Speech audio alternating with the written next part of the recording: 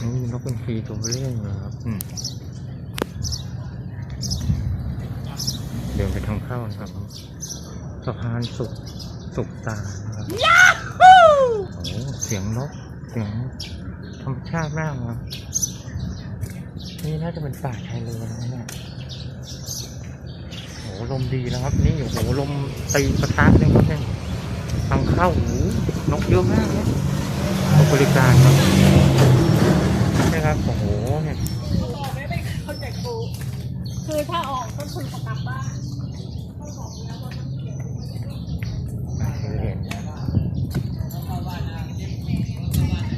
ตอนนี้เราก็มากันมาอยู่ที่สถานป่าบางปูนะครับจะมาดูนกนางนวลฝูงนกนางนวลซึ่งจำนวนมากเลยครับช่วงนี้นะครับป่าชายเลนทางเดินนะครับตรงนี้เราจะข้ามสะพานสุดตานะครับชายเลนนะถึงก็น่าจะมีปลาตีนที่เราเห็นนะครับอุ้ยพูดไม่สุภาพนะครับต้องปลาเท้า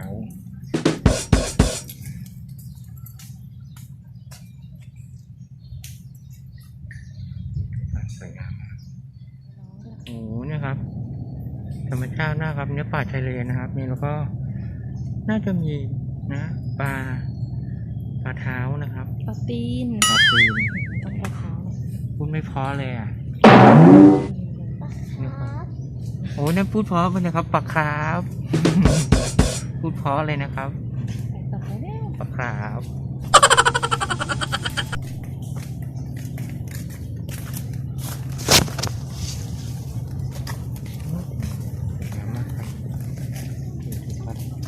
รอบทางเดิน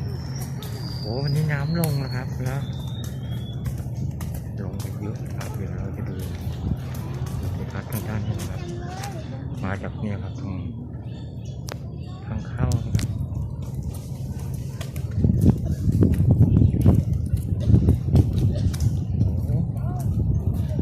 เยอะมากครับนกนางนวลว้าว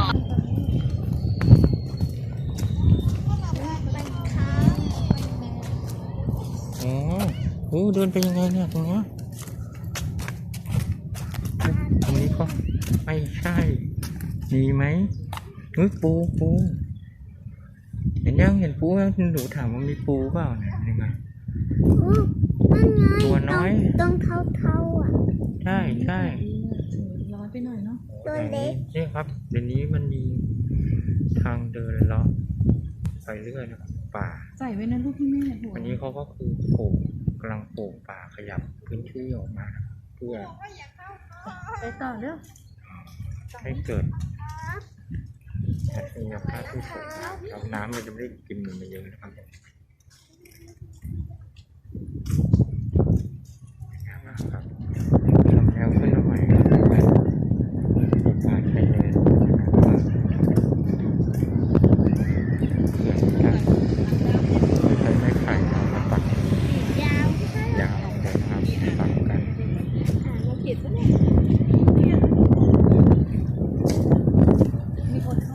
ครับโอ้โหมาถึง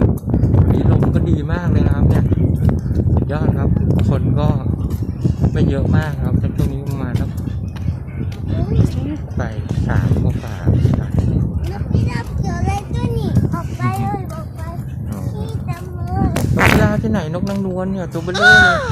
เดี๋ยวเราจะให้อาหารเนี่ยดูนะกำลังให้อาหารโอ้มากินกับมือเลยครับผมนี่อาหารนกเพื่อนใช่ไหมครับเอาสิแม่ที่จำเลยระวังนะครับไม่มีหนูนะครับโอ้ยบินโฉบสวยงามครับ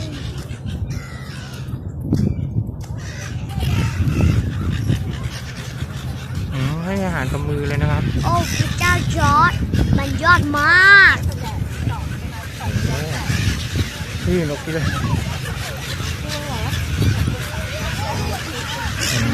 ดูดิครับบอลลูมโอ้ยนี่ครับเยอะมากๆซึ่งปกติผมมานี่ไม่ค่อยได้เห็นเลยนะโอ้ให้อาหารกับมือครับ แล้วเขาฉลาดด้วยนะครับเขารู้ว่าอันไหนคืออาหารอันไหนไม่ใช่อาหารนะฮะ เป็ด ที่ผมยก น้องเรียกเป็ด เป็ดที่ไหนครับนกนางนวลลูก หน้าที่ดี เห็นที่เขาลงใน YouTube ก่อนหน้านี้เขาบอกว่าเป็นนี่นั่นปลาตีนตัวเบลอเลย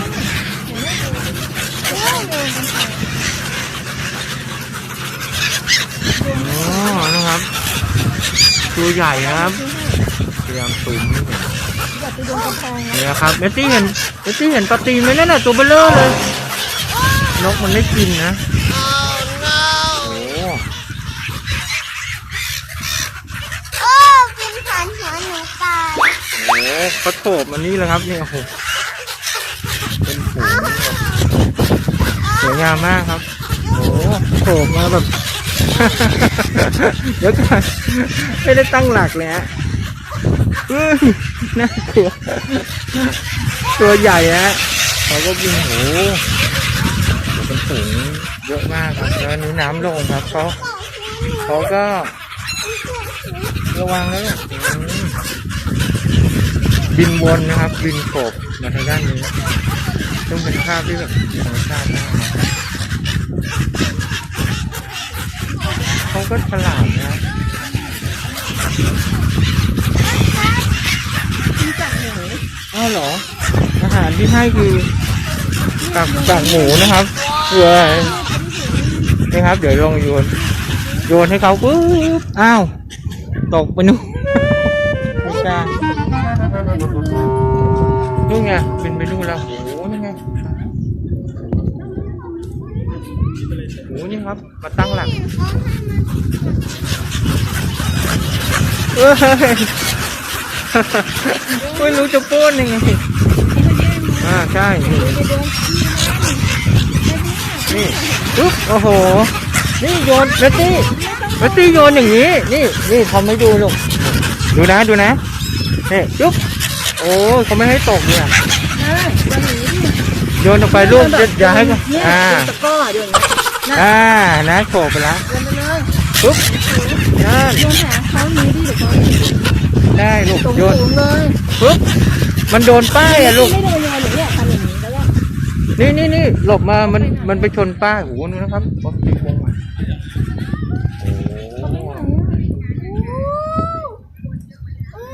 วนมาครับวนมาตั้งหลักใหม่มาแล้วครับมาแล้วโยนออกไปข้างนี้นี่ปุ๊บงานโอ้โหเขาโอ้เยี่ยม สูงเลยแรง ปึ๊บจังหวะถ้าจังหวะดีๆให้เขามาเยอะๆลูกโอ้ โยนเหมือนลูก โหโฉบมันนี่แล้วครับรออยู่ข้างล่างนะเต็มเลยครับ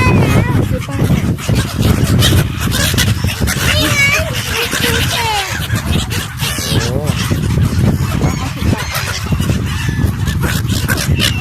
นะครับใช้แป๊บเดียวหมดนะครับไปซื้อใหม่โอ้โหเยอะมากเลยไม่เคยเจออย่างนี้นะนี่เลยจริงๆโอ้โหกระโยงมาจะโอกาสถูกไหมพูดถึงอ่ะนะแบบไม่จิกมือด้วยรอเดี๋ยวให้เขาบินก่อนนะลูกให้เขาบินก่อนแล้วก็โยน ๆเลยเนี่ยโยนทิ้งไปเลยไม่เดี๋ยวเขาทำเอง ปุ๊บนั่นนะเขาโฉบมากินเอง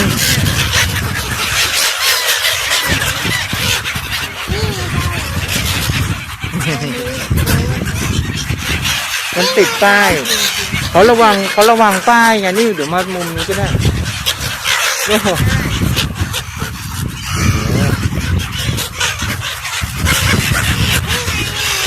เยอะมากเลยครับอ้าวโยน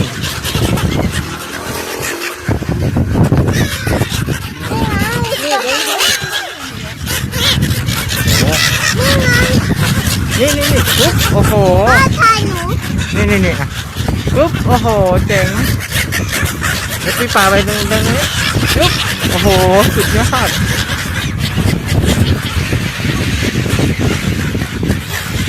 โอ้เต็มเลย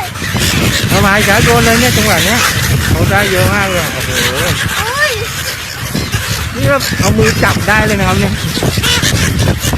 น่ารักมากครับไม่อันตรายนะเขาดินเขาก็คอยระวังเราด้วยฮะ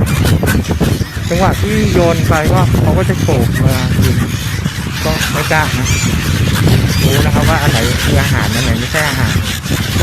ก็ตลาดอุ้ยดูนะ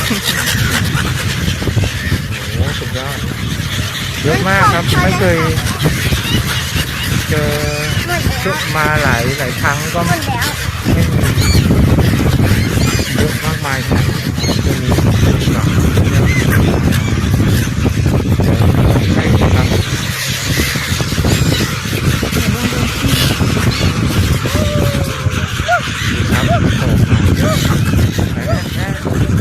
โหครับ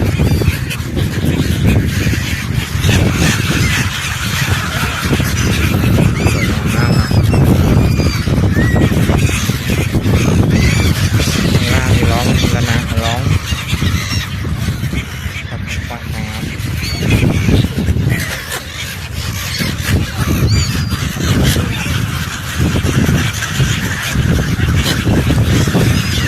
บินเข้าหาผมเลยนะครับโผล่มาเลยฮะดูดิโอ้โหเขาบินมาซ่อมแบบโผล่มา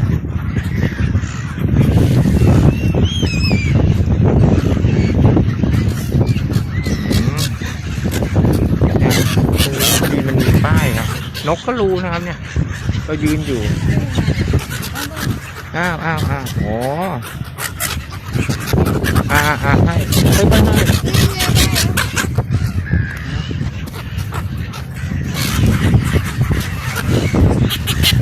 ปุ๊บมาโหสุดยอดอุ้ยโดนเนี่ยโหนี่ครับดูครับปุ๊บมาโหไม่ยอมให้ร่วงเลยนะ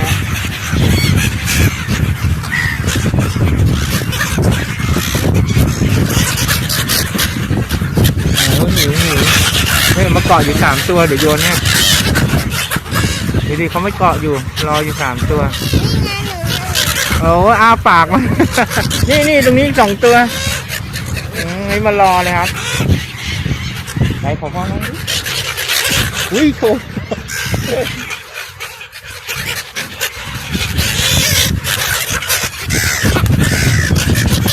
ปุ๊บโอ้โหให้กับอุ้ยโจมโฉบกับปากโฉบไปเลยนะครับเนี่ยขอพ่อหน่อยเก่งมากนี่โอ้ยลอยตัว เฮ้ยลอยตัวมาแบบติดเลยปึ๊บ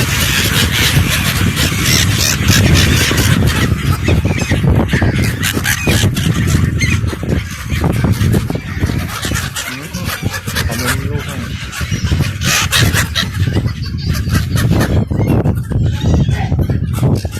นิกซี่ต้องโยนอย่างงี้โยนแบบคอยเส้นอ่ะนั่นนี่แหละบางตัวแบบลอยตัวแบบนี้เลย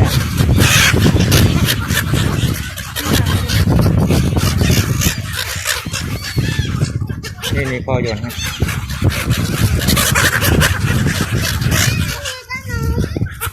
ปุ๊บ มาล้างมือก่อนเดินไปนู่นแล้วครับ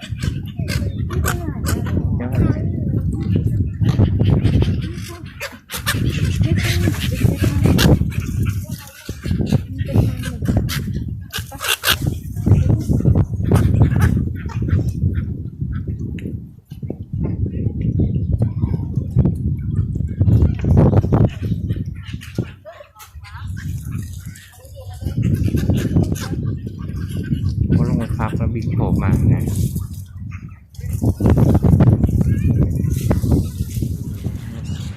มองมาด้านมันก็น่าจะสวยนะนักท่องเที่ยวก็ตกเย็นก็เริ่มทยอยกันไปแล้ว ไม่เป็นไรก็เป็น อันนี้ไม่รู้ว่าจะไป มาดิกาก็เงาเสาเข็นใด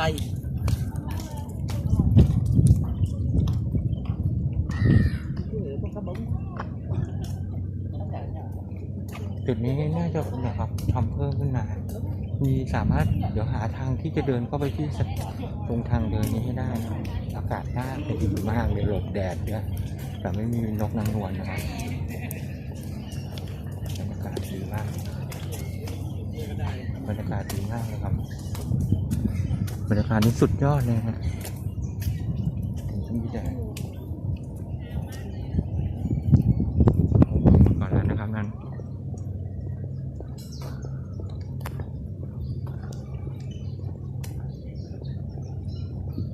มาถึงทางออกนะครับ ตรงนี้เขียนว่าทางเข้าตรงด้านหน้าเขียนว่าสะพานสุขตานะครับผมในพื้นที่สถานที่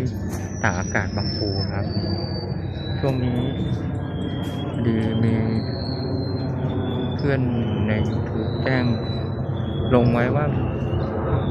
มีนกผมก็เลยติดตามมาโดยด่วนนะครับเพราะว่า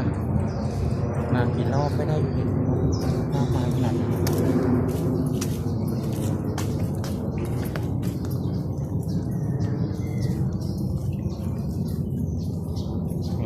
การออกทางออกนะครับเยี่ยมอ้าว อัดอยู่ อ๋อนี่มีนกตัวหนึ่งครับตัวใหญ่เกาะอยู่เนี่ยโอ้ยนู่นอีกตัวนู้นด้วยตัวใหญ่นะนั่นอีกตัวหนึ่งนี่แล้วก็ตรงนี้ตัวหนึ่งครับอันนี้ก็จะเป็นทางด้านเนี่ยครับที่เราหาอยู่นะครับทางเดินเข้าไปป่าชายเลนนี่คือเห็นว่าถนนสาย1/1นะครับก็จะมีอันนี้จะเป็น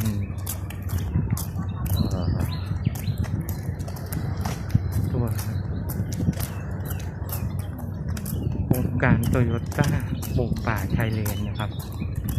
ส่วนอันนี้ก็จะเป็นพลังงานไฟฟ้าที่เกิดจากลมหรือว่าครับปั่นไฟนะครับวิวทัศน์ก็โปร่งโล่งสบายดีครับตรงนี้นะฮะอันนี้ทางเข้านะครับโตโยต้านะครับกิจกรรมดีที่ทำให้กับ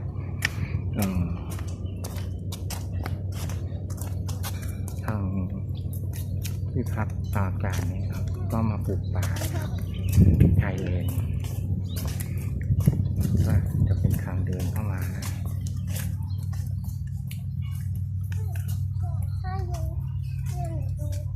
โอ้โหสุดยอดแล้วครับเนี่ยครับเป็นทางเดินทางเดินเข้ามานะครับยุงเขาตกแต่งค่ะสองข้างทางก็จะเป็นป่าเนี่ยครับมีน้ำอ๋อนี่เขากักเมื่อกี้เหมือนเอากักกองสิ่งต่างๆไว้ตรงเนี้ยครับเนี่ยนะครับแล้วก็น้ำก็จะไหลออกไปทะเลนะทางด้านนี้ทางเดินก็อยู่ประมาณสัก1 เมตรกว่าเดินได้สบายครับเพราะอากาศเย็นดีฮะเดี๋ยวก็จะไปถึงตรงศาลาที่พักทางด้านนู้นนะครับผมตอนนี้ก็อยู่ช่วงประมาณสัก4 โมงเย็นเนี่ยโหแน่นมาก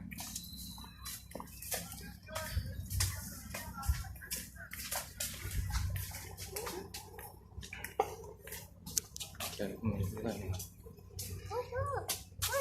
ครับ ปลาตีน ไหนเอ่ยเมื่อกี้เห็นตัวหนึ่งนั้นใหญ่มากเลยไหนตรงนี้เห็นไหมนู่นอยู่ในน้ำนู่น อ๋อ ดังบรู ช่วงยุงนะยุงเยอะมากไม่ใช่ยังรู้เลยยุง โอ้ยดูดิมันไม่ใช่ลึกๆนะครับเอ้ยไม่ใช่ตึงๆมันลึกโอ้โหนี่ครับทางเดินก็แบบค่อนข้างจะเวนเจอร์นิดนึงมีหนูดูเขานี่ค่ะ โอ้โหนี่ครับทอดยาวเข้ามาในตอนนี้เราเหมือนเดินอยู่ในทะเลครับบ้าเปล่าเนี่ยโอ้โหนี่ต้นใหญ่มากฮะเข้ามาข้างในดูโหอากาศสุดยอดนะอ๋อเจออะไรหรอสนใจปลาตีนอยู่นะครับโอ้ยุง ไหนเอ้ยนั่น มีข้าวเกาะแล้วมั้งเนี่ย ฮะอุ้ยยุง เข้าคงไม่ได้แล้วนะ อุ้ย มันกดติดเลย อุ้ยยุงตัวเบลเลอร์เลย สิเนี่ย ออกไปให้โดนลมนี่ตรงนี้โอ้ยยุงตัวใหญ่มากยุงทะเล แล้วมันเป็นป่าโอ้นี่ครับโอ้ยเย็นโอ้ยยังไงเดี๋ยวสิตัวเบลเลอร์เลยนั่นเห็นเปล่าเห็นเปล่า เยอะเลยเนี่ย โอ้โหตัวอย่างกับปลาช่อนเลยครับนั่นโอ้ คานลงไปแล้ว นี่ก็ตัวหนึ่งเนี่ย แม่มันคานลงไป โหตัวใหญ่มากครับอืม นี่น่าจะตัว ปกติไปดูทางนั้นอ๋อนี่ตัวนึงนะเนี่ยโอ้โห นู่นตัวนึงว่ามันกำลังคานอยู่ ครับอ้าวนี่โจรงูนี่ก็ใหญ่ครับเนี่ยหลุมของเขาเลยปะเนี่ยโอ้โหใหญ่มากครับ ไม่เคยเห็นใหญ่ขนาดนี้โอ้นั่นว่ายมาแล้ว พ่อครับ มาเล่นกล้องครับ ตัวนี้โอ้2 ตัวกำลังเล่นน้ำใช่โอ้แต่ตัวนี้ใหญ่มากเลยฮะตัวในหลุมเนี่ยนี่เขาว่ายน้ำไปไหนเนะครับ เขากัดกันอะ อ๋อนี่กำลังว่ายน้ำเล่นอยู่นะโอ้เยอะมากครับ มีเกาะซะนะ อุ้ย เนี่ย พ่อครับดูดิเขากระดึ๊บ อื ไป ม ทำไมเขาหนีเพื่อนอ่ะ3 ตัว ว่ายไปเลยนั่น ว่ายหนีไปเลย เต็มเลยครับเนี่ย อยู่นี่ครับ โอ้ตัวนี่เมสซี่ดูตัวนี้นี่ใหญ่มากเลยไม่ไปไหนครับครับบอกเขาเลยนี่ลงมุดหาย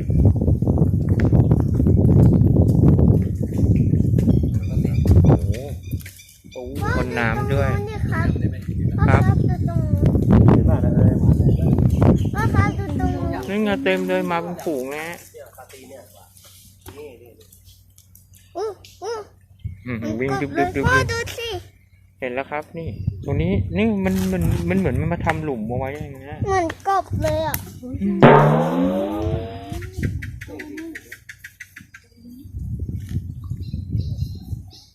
ไม่ระวังตัวเองไว้ที่หน้า ที่ตื่นเต้นอย่างครับได้เห็นตัวเป็นๆแล้วนะเต็มเลยอ่ะนี่ไงเมสซี่ดูดีๆเห็นปะ พ่อบ่อนู้นเต็มเลย ใช่ นี่ โหเยอะมากเลยครับ ธรรมชาติ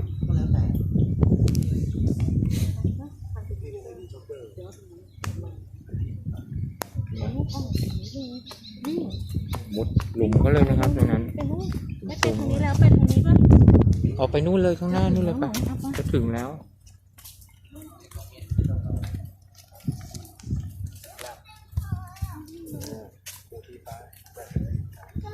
ไปกันต่อครับตรงนี้เป็นทางที่เฮ้ยนั่นปูป่ะแม่นั่นแหละตาย อุ้ย หงายไปแล้ว ต้นเสื้อ เห็นแต่ตัวส้ม แต่หงายไปแล้วครับ เรียบร้อยกล้ามเบลเลอร์เลยอะ ใครเป็นปูอะไรกล้า ก่อ มาน วิ่ง เฮ้ยมันปูในนี้หรือมัน โอ้เป็นซากปูนะครับแต่ตัวใหญ่มากไปกันต่อครับนี่ต้องเดินระวังหน่อยครับนี่ต้นไม้มาขวางทางนะครับเนี่ยขวางทางเดินหัวชนกันเลยนะครับเนี่ยพลาดมากออกมาแล้วครับโอ้โหนี่ครับผมสาราพักใจฝั่งนู้นคนก็ยังแบบตาตื่นใจเราคำนวณเป็นเยอะมากๆออกมาแล้วครับผมอ้าวมีน้องตู่ลงไปเล่นอะไร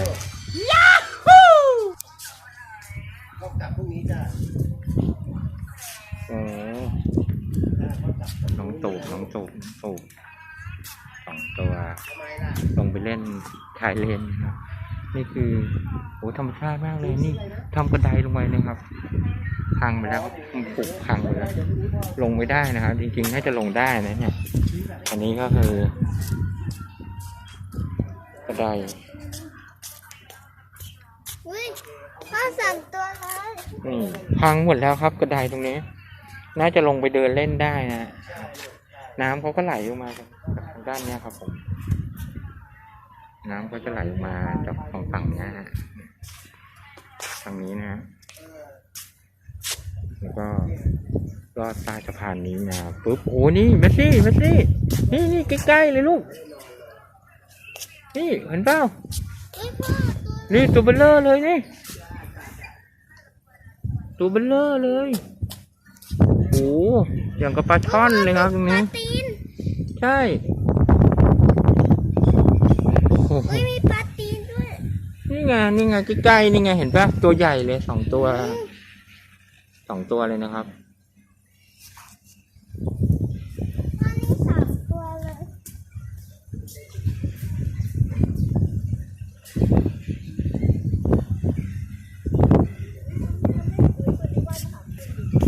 สุดยอดครับผม ลูกปลาตีนพ่อครับ กบอะไรเนี่ยเต็มเลยครับงั้นเลยครับ ปลาตีน น่าจะอุดมสมบูรณ์มากครับปลากระติงเยอะมาก พ่อครับ4 ตัวเลย 4 ตัวเลยตรงขอนไม้นี่ฮะ5เลยลูกนั่นไง1 2 3 4 5เห็นนะ ใช่ 5 ตัวเลยนะครับ ตรงนี้ กำลังประชุมกันอยู่ กำลังประชุมอะไรกันอยู่ แล้วดูทางด้านนู้นครับสะพาน พ่อครับนี่คานไปหาเพื่อนแล้ว ปึ๊บโอ้ อุ้ย โห พ่อเขา อันนี้ก็คือจุด พ่อครับเขาคานเล่น อืม พ่อนู่นพ่อครับ โอ้โหอยู่นู้นตัวโอ้โหใหญ่มากฮะ นั่นดูตรงนี้มีลูกปลาตีน โอ้ ด้วย ตรงนู้น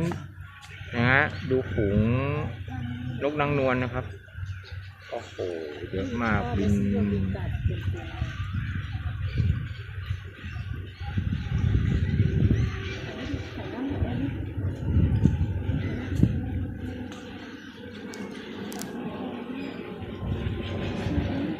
สวยงามมากครับ เขาเป็นกบ ทั้งนกนางนวลทั้ง เขาอยู่ปากมันก เนี่ยครับ บ มันก็ห่วงบ่อกันนะเนี่ยที่มันขุดเป็นนั่นมันก็เฝ้ากันนะครับเหมือนอาณาเขตของเขาตอนนี้น้ำก็ไหลกลับลงสู่ทะเลนะครับไปทางด้านนี้ก็ คานมาแล้ กิน ว กันเยอะมาก อาคารเขาคานมาแล้ว ครับจุดนี้ก็คือ ลูกปลาตีนนะครับ สถานที่ต่างอากาศบางปูนะครับ พ่อครับลูก ครั ป บผม ลาตีนลูกปลาตีนครับ ครับไหน นี่ครับอุ้ยพ่อนู่นตัวหนึ่ง ไหน พ่ เอ่ อย ครับนู่น อ๋อเห็นแล้วครับอื้อหือ แล้วก็มีลู มองยากมาก ปลตีนด้วยครับ เพราะตรงนี้มันก็เป็นเลนแบบว่าเขาก็ทางตรง นี่ครับ ไหนครับ ตัวเล็ก โอ้มีตัวเล็กๆน้อยนี่เห็นแต่ตัวใหญ่ๆพอมาเห็นตัวเล็กๆกลายเป็นหายากมากเนี่ยตัวเล็กนี่ไงโอ้นี่เล็กจริงๆไง ๆตัวดำด้วย ปกติเราก็เห็นไซส์เล็กเนี่ยครับมีที่เนี่ยโอ้โหใหญ่มาก พ่อเมื่อกี้ตรงนี้ก็มีไม่ใช่เหรอครับ ครับผม ไม่ใช่เหรอ อ๋อไปลงไปทางนี้ดูดิ นะครับตรงนี้ก็มีลูกปลาตีนครับ ครับผมอ่ะไปเป็นต่อทางด้านนี้นะฮะทางด้านนี้เห็น ใส่หัวไปก่อนมันจะลูกปลาตีนนี่ใกล้ๆเลยนี่เห็นไหมนอน โอ้ย นะ จริงด้วย แล้วตัวใหญ่ด้วยนะโอ้โหครับ อุ้ย โอ้ใหญ่จริงลุงตัวนี้มันหลบลมอยู่นี่ครับ แอบอยู่ใน อย่างไอ้ช่อนนะฮะ Okay. โอ้โห อุ้ย ตัวเบลเลอร์เลยครับ อุ้ยพ่อครับนี่ไงใกล้ๆเนี่ยเลย นี่ลูกปูเล็กเขาจะดูลงไปเลย ลงไปแล้วมีลูกปูด้วย เห็นไหม พ่อครับ นี่ตัวใหญ่ๆเลย อืม พ่อครับนี่ตัวใหญ่ๆเลยปลาตี นี่ น ดูหมามันลงไปทำอะไรเนี่ย ไปเล่นกันสบายเลยครับสองตัวนั้น จับปลาตีน ตูบ อุ้ย บ๊อบบี้ ปลาตีน บ๊อบบี้ แอบ เฮ้ยมันไล่หาอะไรอ่ะ ปลาตีน อ๋อเล่นปลาไล่ปลาเฮ้ยจะบอกว่ากิน นั่นอ๋อเล่นเล่นกันนะ เล่นน้ำสนุกเลย ลงไปเล่นกับปลาตีนนะฮะบ๊อบบี้เรานะครับ พ่อไม่เสียงใครเนี่ย ถ่ายรูปเต็มเลย ไปสิครับไปลมก็แรงมากเลยครับ เนี่ยครับโอ้โหตัวใหญ่อะครับ ปกติไม่เคยเห็นใหญ่ขนาดนี้นะผมก็มุดเล่น ไอ้2 ตัวนั้นก็หาอยู่นะหา ลงไปเล่นกับเอาตีนเลยนะเต็มเลยเป็นร้อยอะครับ อ๋อครับไป ไปดูสิ โอเคครับ มีปูด้วย โอ้โห ระวังยุงนะลูกแต่อันตรายนิดนึงครับ คือมียุง ดูนี่เดี๋ยวครับตัวเต้นด้วยมีเวต้าโรดอนด้วยฉลามด้วย เอาไม่กระดอนมาให้เหรอครับ ด้วย โอ้ย มี เยอะจัง ปลาวาฬด้วยมีตรงนี้จังเลย ตรงด้านนี้ก็สวยงาม แล้วก็นี่ครับ อันนี้ก็อีก1 ศาลา อ๋อ มันสุดแค่ตรงนี้ครับ ไปต่อไม่ได้ ไม่มีทางเดินไป มันสุดแค่นี้ ครับ โอ้นี่ไง โอ้ยนี่ ระยะประชิดเลยครับ อันนี้ ใหญ่มาก นี่ไงครับ2 ตัว พ่อนำหน้า จ้ะโอ้ ให้ไม่ใช่วิ่งเลยไงเนี่ยวิ่งหนียุง ตัวใหญ่นะครับ ผมก็ซูมเข้าไป นอนเล่นอยู่ตรงนี้นะครับนี่อีกตัวหนึงครับนี่2 ตัวตัวใหญ่เลยปกติโอ้ยอด วิ่งตอนนี้ก็ได้ คื นะ อทางศาลานี้ก็เป็นที่นั่งอย่างเดียวครับ ไม่มีทางทะลุตัดป่าชายเลนเข้าไปเป็นทางออกนะครับ ทางออกก็จะกลับไปทางเดิม Okay. นะครับแต่สุดยอดมากครับทีนี้ดูดิครับ ก็แดดก็ไม่ร้อนนะครับ วันนี้แดดแรงอยู่ครับ แต่ก็ไม่ถึงกับร้อนมาก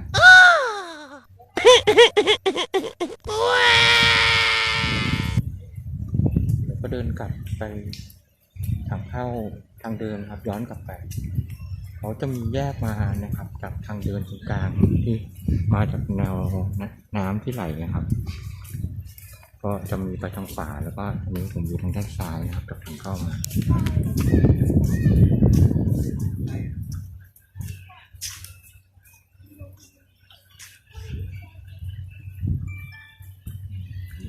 ลมด้วย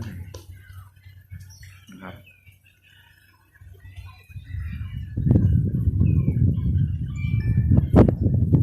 ยอดเลยนะครับเป็นกลับมาแล้วครับทางเดินแล้ว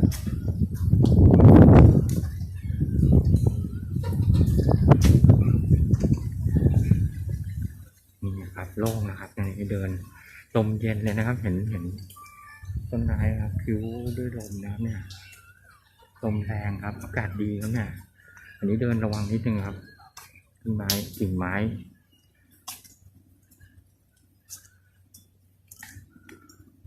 โอ้โหดีทิวทัศน์นะครับ แต่ระวังนิดนึงครับ ยุงตัวอย่างกับแมงวันนะครับไอตัวเล็กโดนไปแล้วครับ2 ตุ่มเมื่อกี้มายืนดูอะไรนะครับปลาตีนนะครับ อยู่ตรงแถวๆเนี้ยครับ ซึ่งป่าเขาทึบครับ ซ้ายขวานี่ทึบ ก็มียุงนะครับตัวแบบอย่างเขาแมงวันนะฮะตัวใหญ่มาก Oh no โอ้นี่ครับต้นใหญ่เลยเป็นกิ่งใหญ่เลยเดินกลับมาทางเดินครับ ก็อยู่ระยะทางที่เดินเนี่ยครับโอ้200-300 เมตรได้นะครับดูนะฮะนู่นนะครับ แล้วก็อันนี้ยังไม่เห็นตรงกันตรงอะไรนะทางขึ้นนะครับ ที่เป็นป้ายของโตโยต้ายังไม่เห็นฮะเดินอ้อมมีโค้งนิดนึงโอ้โหสวยครับเสียงนกร้องแบบธรรมชาติมากครับ อันนี้ต้องรีบออกเพราะว่าเป็นห่วงไอ้ตัวเล็กนะครับเขามาชุดนักเรียน ก็กลัวว่ายุงจะกัดนะโอ้โหนะครับสวยงามเป็นไงครับนี่โอ้ นี่ลุงก็พาตัวน้อย2 ตัวนั่งรถเล่นนี่อ๋อถึงแล้วครับจุดโค้งแล้วก็ถึงใต้แล้วประมาณน่าจะกะประมาณ200 เมตร 200-300 เมตรเนี่ยครับ เดินหอบเหมือนกันนะครับจนมาถึงทางด้านนี้ก็จะมีเนี่ยครับนี่เป็นไฮไลท์อีกอันหนึงอยู่1 2 3 5วันนะครับเดี๋ยวผมจะลองนับดูมาไปไหนกันแล้วฮะเดินหายไปเลยครับเดินไปกับผมมากอ้าวไปไหนกันแล้ว